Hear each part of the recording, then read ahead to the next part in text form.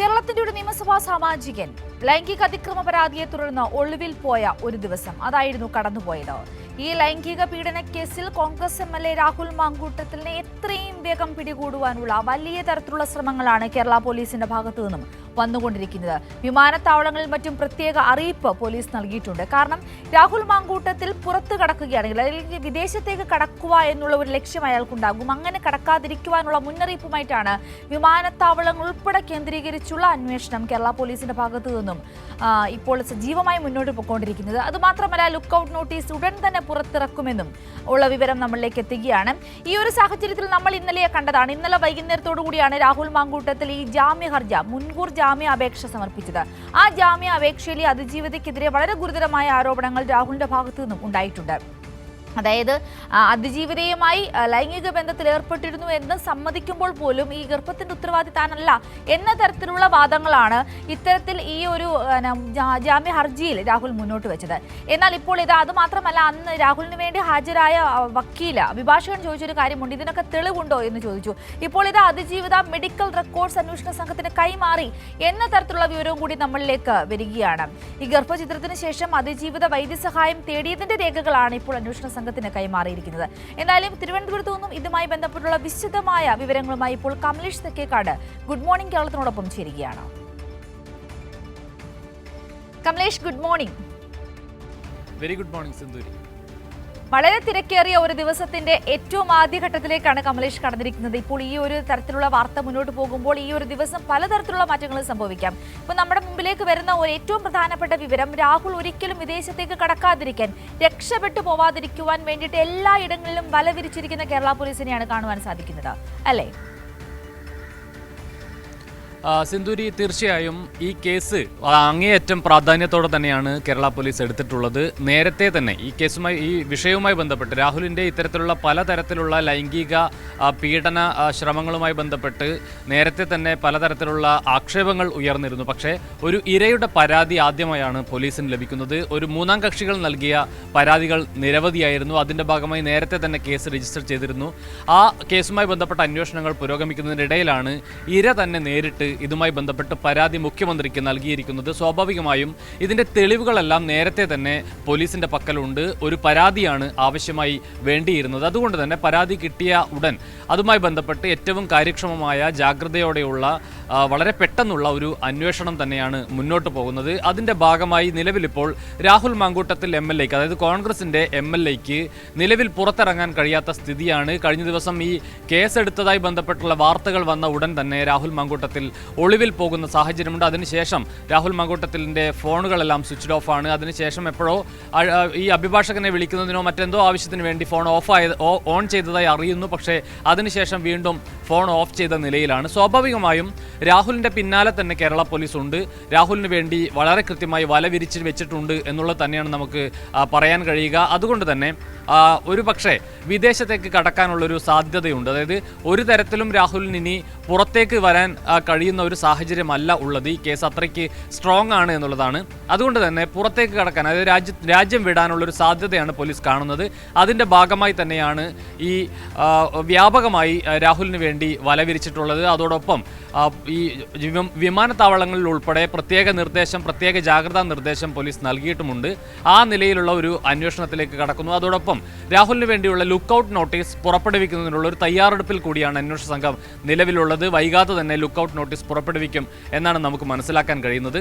ഈ വിഷയവുമായി ബന്ധപ്പെട്ട് ഏറ്റവും പ്രധാനപ്പെട്ട ഒരു കാര്യം എന്ന് പറയുന്നത്, ആദ്യഘട്ടത്തിൽ രാഹുലിൻ്റെ ആദ്യ നീക്കം എന്ന് പറയുന്നത് മുൻകൂർ ജാമ്യാപേക്ഷ സമർപ്പിക്കുക എന്നുള്ളതാണ്. പക്ഷേ അവിടെ തന്നെ രാഹുലിന് പാളിപ്പോയി എന്നുള്ളതാണ് ഈ നിയമവിദഗ്ധരെല്ലാം ചൂണ്ടിക്കാട്ടുന്നത്.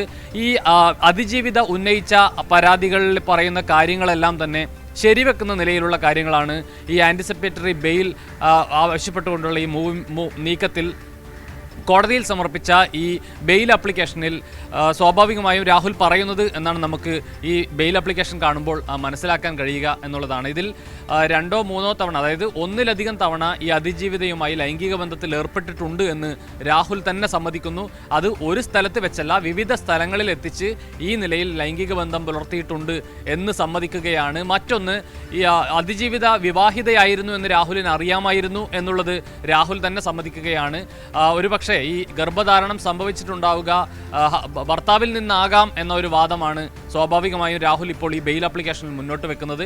മറ്റൊന്ന് പ്രധാനമായും ഈ രാഹുലിന്റെ ഏറ്റവും പ്രധാനപ്പെട്ട ഒരു പ്രശ്നം ഉയർന്നു വരുന്നത്, കാരണം ഈ ഒരു ഫോൺ സംഭാഷണം മാത്രമല്ല, അതിനു മുമ്പ് വന്ന ചാറ്റുകൾ, വാട്സപ്പ് ചാറ്റുകളിൽ രാഹുൽ ആവശ്യപ്പെടുന്നത് പ്രഗ്നന്റ് ആവുക, പ്രഗ്നന്റ് ആയാൽ മാത്രമേ എനിക്ക് വിവാഹക്കാര്യം വീട്ടിൽ അവതരിപ്പിക്കുവാൻ പറ്റൂ, ഇത്തരത്തിലുള്ള വിവരങ്ങൾ പുറത്തു വരികയാണ്. അപ്പോൾ അങ്ങനെ പറഞ്ഞ്, അങ്ങനെ ആവശ്യപ്പെട്ട് നിർബന്ധിച്ച് ഗർഭം ധരിക്കുവാൻ ആ സ്ത്രീയെ പ്രേരിപ്പിക്കുന്ന രാഹുലിന്റെ വാട്സപ്പ് ചാറ്റുകൾ കൂടി പുറത്തു വന്ന ഇടത്താണ് രാഹുൽ ഇത്തരത്തിൽ ആ ഗർഭം എന്റേതല്ല എന്ന രീതിയിലുള്ള വാദങ്ങൾ ഉന്നയിക്കുന്നത്. അവിടെ തന്നെ ഈ രാഹുലിന്റെ വാദം പൊളിയുന്നതിനുള്ള ഏറ്റവും പ്രധാനപ്പെട്ട തെളിവുകളല്ലേ പോലീസിന് കൈവശം ഇപ്പോഴുള്ളത്?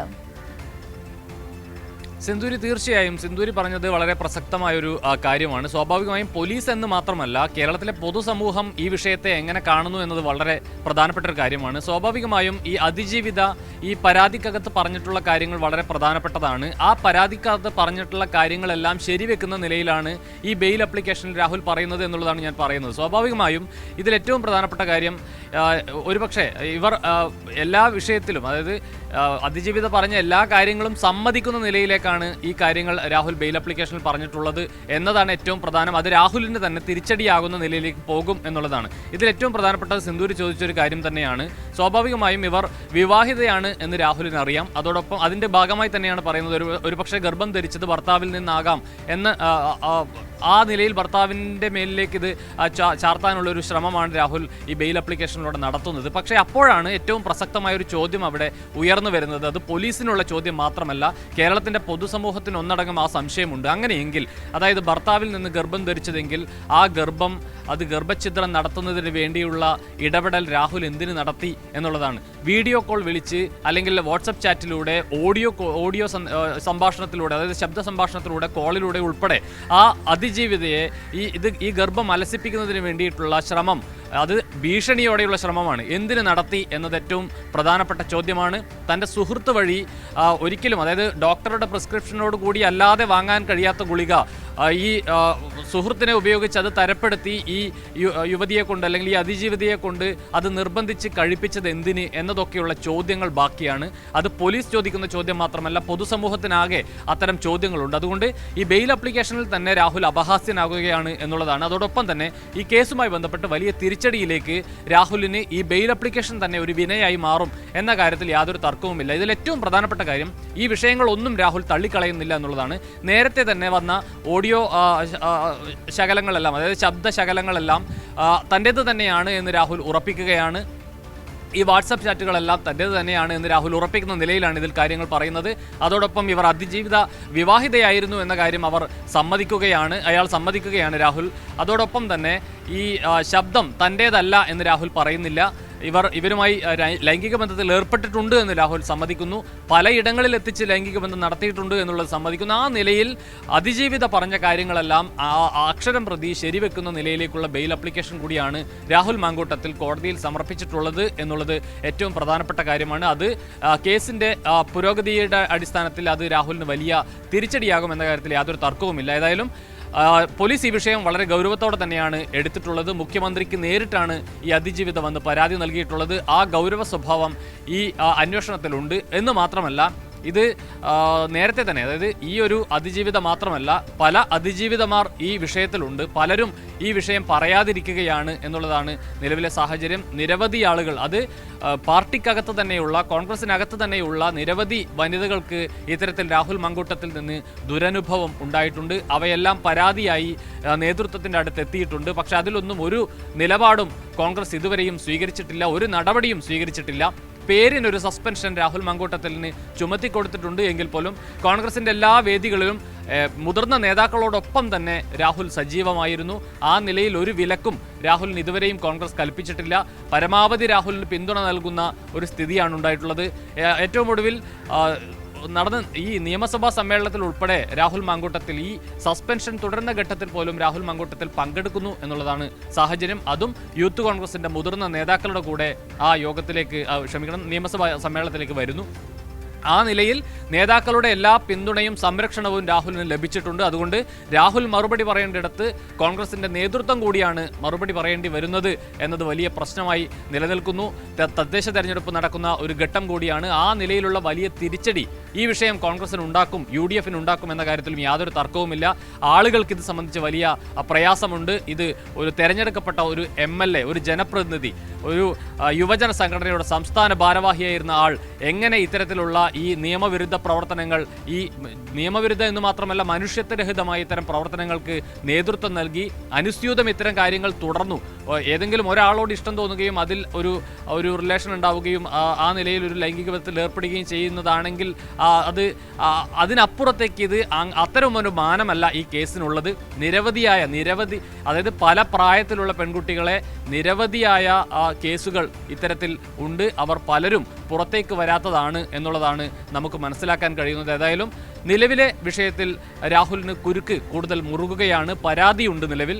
ഇതുവരെയും കോൺഗ്രസ് നേതാക്കളും രാഹുലിന്റെ അഭിഭാഷകനും രാഹുലും ഉൾപ്പെടെ പറഞ്ഞത് തനിക്കെതിരെ എവിടെയെങ്കിലും ഒരു റിട്ടേൺ കംപ്ലൈന്റ് വന്നിട്ടുണ്ടോ എന്നുള്ളതാണ്. ഇപ്പോൾ കംപ്ലൈന്റ് വന്നിട്ടുണ്ട്, പരാതി വന്നിട്ടുണ്ട്.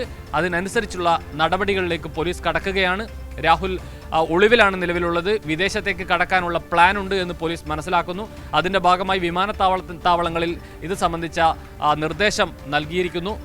ഉടനെ തന്നെ ലുക്കൌട്ട് നോട്ടീസ് ഉൾപ്പെടെ പുറത്തിറക്കാനുള്ള നീക്കത്തിലാണ് അന്വേഷണ സംഘമുള്ളത്. സിന്ധൂരി. കമലേഷ്, ഈ പറഞ്ഞതുപോലെ തന്നെ ഈ കോൺഗ്രസ് നേതൃത്വം രാഹുലിനെ വെള്ളപൂശാനായി പലപ്പോഴും ശ്രമിച്ചത് ഈ അതിജീവിതയെ കുറ്റപ്പെടുത്തിക്കൊണ്ടാണ്. അല്ലെങ്കിൽ എന്തുകൊണ്ട് ഇവൾ ഇത്രയും നാൾ ഒളിവിൽ നിന്നു, എന്തുകൊണ്ട് ഈ പരാതിയുമായി മുന്നോട്ട് വന്നില്ല, ഈ പരാതിക്ക് എന്തെങ്കിലും കഴമ്പുണ്ടോ, എന്തെങ്കിലും മെഡിക്കൽ രേഖകളുണ്ടോ, അബോർഷൻ നടത്തിയതിന്റെ തെളിവുണ്ടോ, ഇത്തരത്തിലുള്ള ചോദ്യങ്ങൾ അനുദിനം ചോദിക്കുന്ന കോൺഗ്രസ് നേതൃത്വത്തെയാണ് നമ്മൾ കണ്ടത്.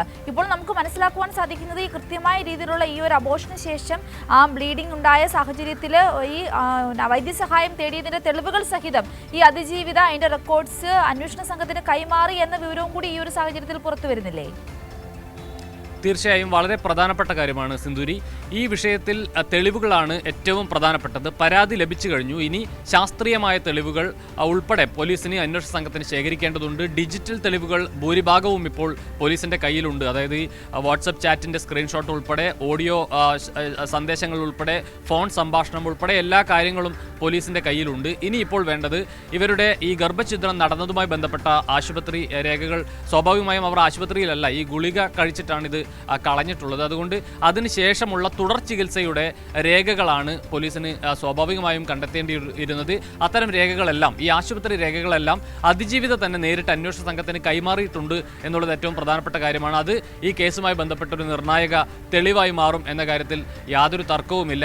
ആ നിലയിൽ ഈ വിഷയവുമായി ബന്ധപ്പെട്ട കാര്യങ്ങളാണ് മുന്നോട്ട് കൊണ്ടുപോകുന്നത്.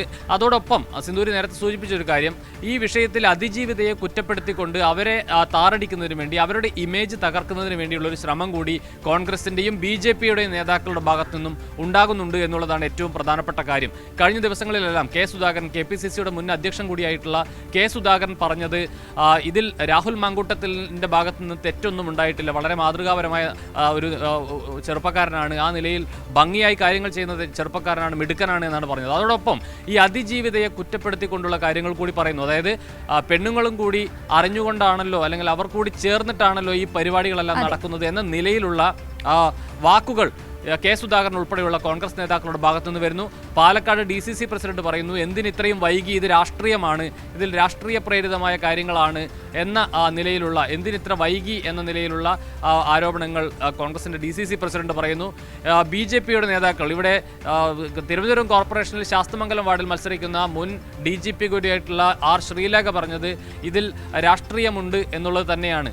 ഇത് ഒരു തെരഞ്ഞെടുപ്പിന് വേണ്ടി ഉണ്ടാക്കിയ ഒരു സാധനമാണ് എന്നുള്ളതാണ്. അല്ലെങ്കിൽ എന്തിന് ഇത്ര വൈകി എന്ന ചോദ്യം തന്നെയാണ് അവരും ചോദിക്കുന്നത്. ആദ്യഘട്ടത്തിൽ ചോദിച്ചത്, പക്ഷേ ഇത് കയ്യിൽ നിന്ന് പോയി, അതായത് വാവിട്ട വാക്കായി പോയി എന്ന് മനസ്സിലാക്കിയതിന് പിന്നാലെ ഏതാനും മണിക്കൂറുകൾക്കുള്ളിൽ തന്നെ ആ നിലപാട് തിരുത്തി അവർക്ക് രംഗത്തേക്ക് വരേണ്ടി വരുന്ന സാഹചര്യമുണ്ടായി. താൻ അങ്ങനെയല്ല ഉദ്ദേശിച്ചത്, താൻ അതിജീവിതയ്ക്കൊപ്പമാണ് എന്ന് പറഞ്ഞ് അവർക്കും കൂടി മാറി വരേണ്ട സാഹചര്യം ഉണ്ടാകുന്നു. ആ നിലയിൽ BJP കോൺഗ്രസ് നേതാക്കളെല്ലാം തന്നെ ഈ അതിജീവിതയെ കുറ്റപ്പെടുത്തുന്നതിന് വേണ്ടി, അവരുടെ ഇമേജ് താറടിച്ച് കാണിക്കുന്നതിന് വേണ്ടി, അവരെ മോശക്കാരിയാക്കി ചിത്രീകരിക്കുന്നതിന് വേണ്ടിയുള്ള ഒരു ഇടപെടൽ കൂടി ഇതിനകത്തുണ്ട്. ആ ഘട്ടത്തിലാണ് രാഹുൽ മാങ്കൂട്ടത്തിൽ പറയുന്നത് BJP CPM നെക്സസ് ആണ് ഈ പരാതി ഉയർന്നു വരാനുള്ള ഒരു ഗൂഢാലോചന നടത്തിയിട്ടുള്ളത് എന്ന ആരോപണം കൂടി ഈ ബെയിൽ ആപ്ലിക്കേഷനിൽ രാഹുൽ മാങ്കൂട്ടത്തിൽ പറയുന്നു എന്നുള്ളതാണ്. പക്ഷേ അതിൽ കാണേണ്ടത് രാഹുലിൻ്റെ അഭിഭാഷകൻ, തിരുവനന്തപുരത്ത് ഈ ബെയിൽ ആപ്ലിക്കേഷന് സമർപ്പിച്ചിട്ടുള്ള അഭിഭാഷകൻ എന്ന് പറയുന്നത് RSSന്റെയും BJPയുടെയും സജീവ പ്രവർത്തകനും നേതാവുമാണ് എന്നുള്ളതാണ്. അങ്ങനെയെങ്കിൽ ഏത് നിലയിലാണ് ഈ BJP നെക്സസ് ഇത്തരത്തിൽ ഈ പരാതിയുമായി മുന്നോട്ട് വരുന്നത് എന്നതുകൂടി ആലോചിക്കേണ്ടതുണ്ട്. അത്തരത്തിൽ അടിമുടി പിഴച്ചു പോകുന്നൊരു കാര്യമാണ് ഈ ബെയിൽ ആപ്ലിക്കേഷനുമായി ബന്ധപ്പെട്ട് ഉൾപ്പെടെ രാഹുലിൻ്റെ ഈ വാദങ്ങളൊന്നും നിലനിൽക്കുന്നതല്ല എന്ന് നമുക്കിപ്പോൾ തന്നെ പറയാൻ കഴിയും.